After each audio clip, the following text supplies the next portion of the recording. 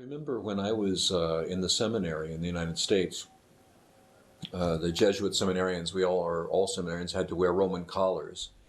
And I was studying, the year before I came to Taiwan, I was studying at University of Washington. And I met a lot of the students. And one Catholic girl, she said, I've got this very good friend, Louis. He's an Orthodox Jew. And he would like very much if we went to his service, the religious service with him. And on the Sabbath, on Saturday. And I said, well, I wonder if I could go. And I thought about it, and I went, and I wore my Roman collar.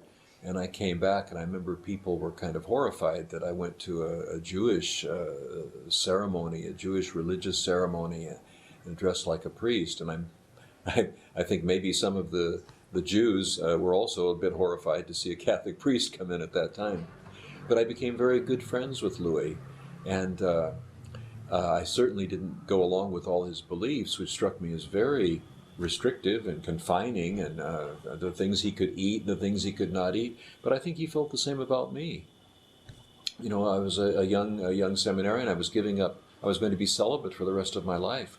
I think he probably thought that was crazy, but it didn't stand in our way of being good friends, and it gave me a very warm feeling towards Jews, because I hadn't had much contact with them, and even Orthodox Jews. So I certainly believe that the best way to go is through friendship and what we call the dialogue of life, to try to share your life with people of other religions and experience their life from their viewpoint. When I first came to Taiwan, I spent a week living in a Buddhist monastery in Hualien, on the Taroko Gorge.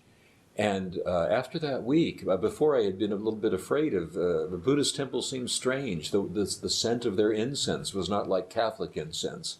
The statues of their gods scared me. They didn't look like the sweet statues of our saints.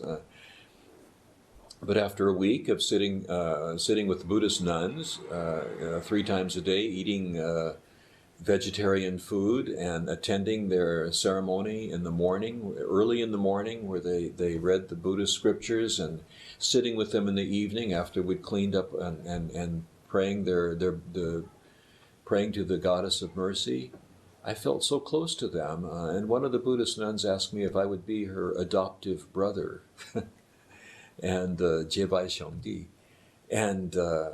And we were friends for a long time. And after that experience of sharing their life, whenever I passed a Buddhist monastery, a Buddhist temple, I felt like I was coming home again. I didn't feel that distance, that unease, that sense of strangeness and foreignness. It was the opposite. So I think this dialogue of life, it's something anybody can do. You just have to reach out. You just have to take a little bit of initiative. When we do meet people, other religions, say hello. Try to say a few words. Try to get to know that other person. Is there any chance of you spending more time with that person, sharing more of that person's life? That's what opens. For me, that's what's opened my mind. And then you learn that there's so much of value there. When I was young, I tried very hard to pray and to meditate, but being a 20-year-old, or 22-year-old being in the seminary, it was very hard for me to sit still. I wanted to run, I wanted to climb, I wanted to swim, I wanted to cycle. I didn't want to sit. And I learned sitting from the Buddhists, just how to still yourself, quiet yourself. Yoga will do the same thing, Indian Hatha yoga.